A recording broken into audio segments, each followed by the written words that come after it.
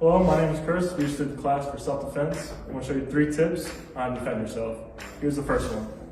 So, if you have an attacker who's coming, he's going to wrap your arms around you. You're going to break, hold his hands, step out, step around his legs, and push him to the ground.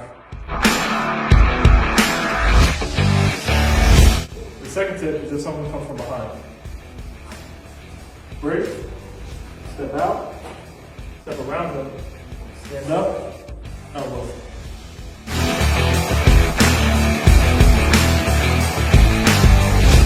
The last step is if he grabs my left wrist.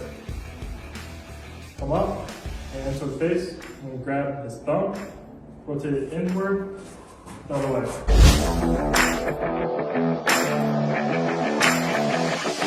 Hopefully you found that useful. If so, please write in the comments. Thank you.